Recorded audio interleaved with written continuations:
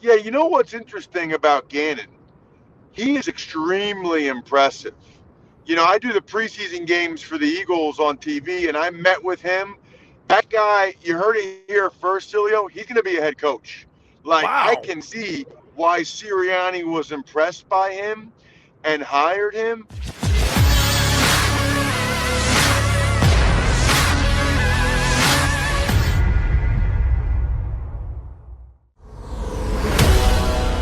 Here on this program. Nobody. We don't. But again, and you're right. Hey, Ross, you're dead right, man. I mean, there's been only one casualty in this. And I had a conversation with Mark Davis today, Ross, and he said he feels completely ambushed. So, I mean, where do you think this thing goes? Well, so, and sorry about that, Sileo. I told you I'm driving out to near Gotcha. Pittsburgh, and I had full bars until about 2 minutes in there, buddy. But now I got full bars again for you. But what I don't understand, I hope the NFL really thought this through, because if you remember, Sileo, over the summer or whatever, Daniel Snyder stepped down, his wife's the CEO, whatever they did to try to appease everybody and say, oh, okay, we're doing something, we're disciplining Washington, whatever. It kind of got put to bed, right? I mean, we kind of forgot about it and moved on. But now, with somebody deciding, you know what, I don't like these Gruden emails, I don't like Gruden, I want him out, they've kind of opened up Pandora's box again. And obviously, what Gruden wrote in those emails is deplorable. And if nothing else, he should probably be fired just for stupidity to think those things in the first place and then to actually put them in an email. But the NFL has really opened themselves up now because they decided to open this thing up again. They decided to say, you know what, we're going to go ahead and we're going to get Gruden out of there because we can. So now everybody's digging to see what else they can find in these emails, trying to get them released. I mean, they found this thing on Schefter, which isn't a big deal to me, but people are now all over this thing trying to get to the rest of the information. Absolutely. I mean, I agree with you on the Schefter thing. But Ross, here's the problem that I would have if I was the NFL. I mean, if you're using Bruce Allen and you're using Jon Gruden to send information from team owners meetings and those owners meetings that are like supposedly behind a cloud of smoke and classified info, because some of the stuff they were talking about was relocation. There was a lockout conversation. There was other things about Kaepernick too. So if you're behind the scene and behind the door and you're rifling it over to Adam Schefter, it would be more of a problem for me if it was the NFL, if there were leaks coming out of those owners' meetings. That's kind of my only issue, no? Well, here's the thing, right?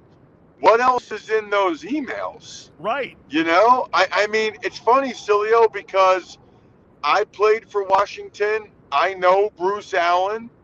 And I think I've emailed him once or twice just to say, hey, great seeing you. Or like, he did a great job with the alumni of Washington, a terrific job. And I'm very appreciative for what Bruce Allen did there. So I emailed him a couple times to say, thanks for the invite. I can't come. I'm broadcasting. Like, I didn't say anything bad, but I almost wanted to check my sent mail to see what I said to him because I didn't remember exactly what I said to him. Absolutely. Hey, Ross, I've been friends with him for 40 years. I went back last night going, holy cow, man, I hope I haven't said anything with all these emails over the years I sent him. All right, let me get you to Philly here. After 5 games so far, give me your assessment on, do you think Jalen Hurts is getting better as a quarterback? And do you believe the Eagles are still in that process of determining whether or not at the end of the year that they have to go shopping for a quarterback or not?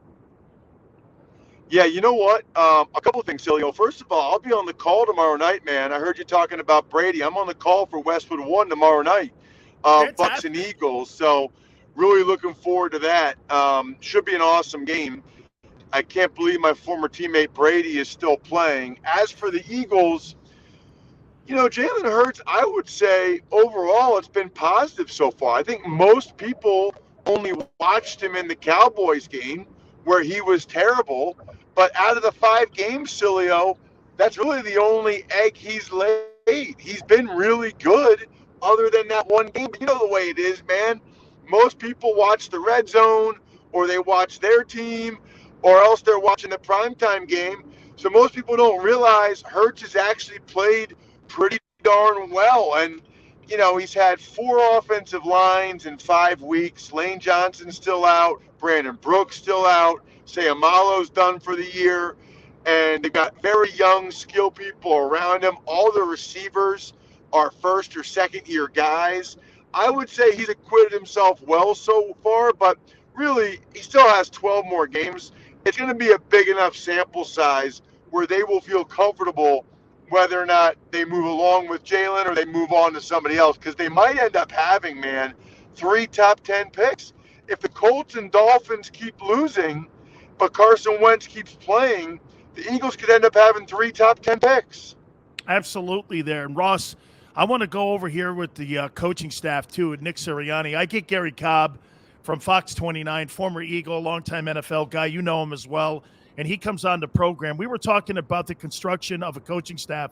And as you know, that's one of the most important things that you can have. And I always said to people, one of the smartest things that Sean McVay did when he took that Rams job was put a guy in there like Wade Phillips, somebody that understood the league, somebody that understood how to game plan the league, especially defensively, when your side of the ball is really your expertise is on the offense. I look at Gannon and I look at that entire coaching staff.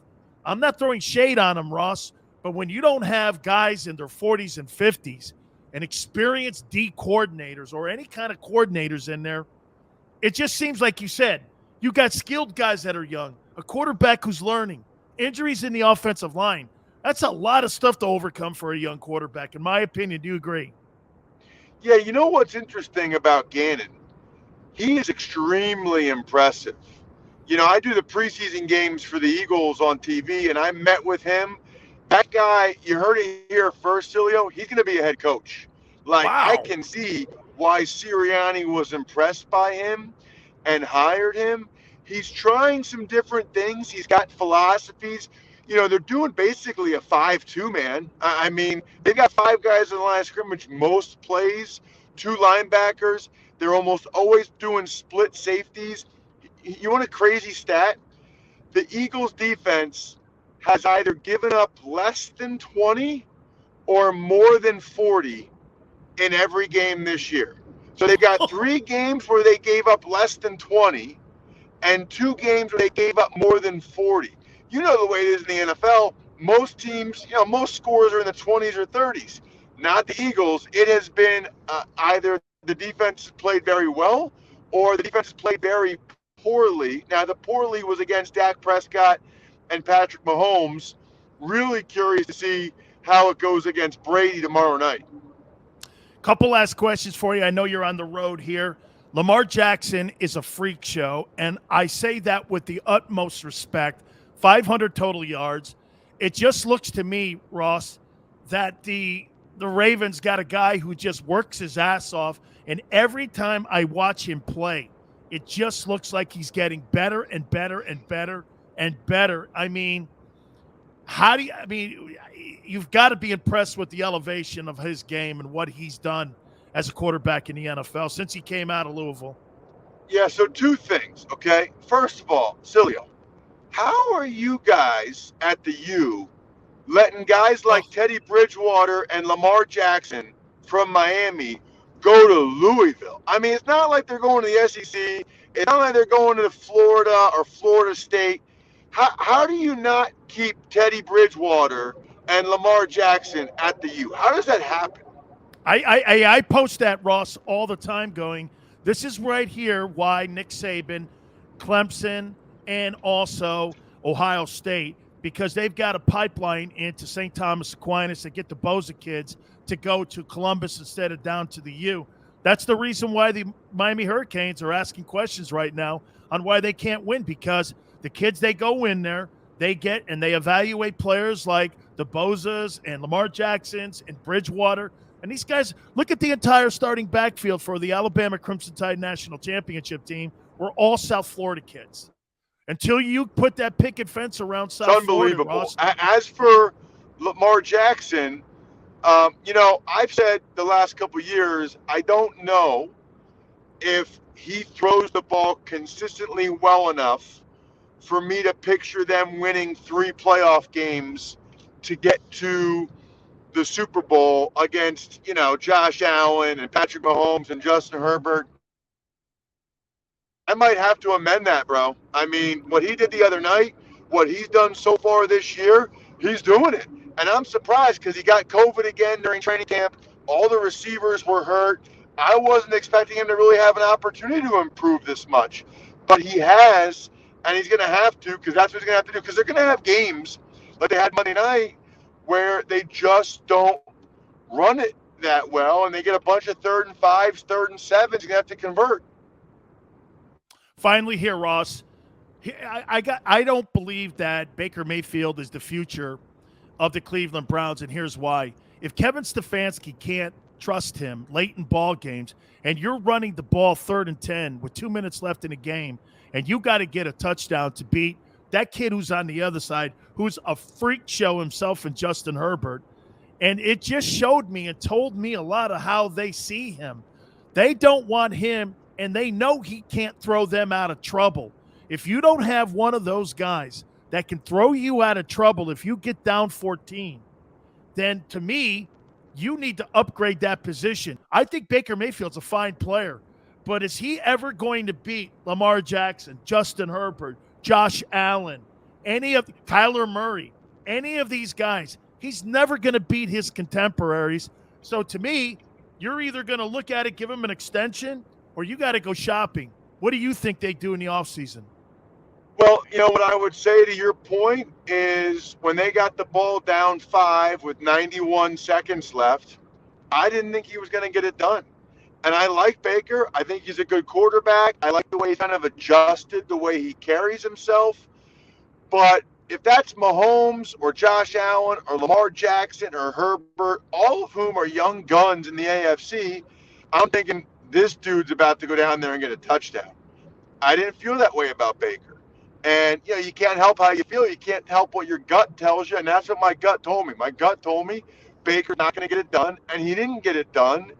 And I think that's a problem because just like I said about Lamar, they're going to have to win 2 or 3 playoff games against these other stud quarterbacks. And let's be honest, Baker's going to be the worst quarterback, the lesser quarterback in every one of those games. These guys, the other guys are all MVP candidates. Baker's not. Absolutely. Hey, Ross, have a great call. Drive safe, my friend. I always appreciate it. Folks, don't forget to go to the Ross Tucker podcast. It's one of the elite ones that's out there. Ross, thank you, my friend. I appreciate it. God bless, brother. Sounds great, Sileo. See ya. You got it. That's my friend Ross Tucker. We'll take a time out. Get back to your thoughts. You keep it right here on the National Football Show.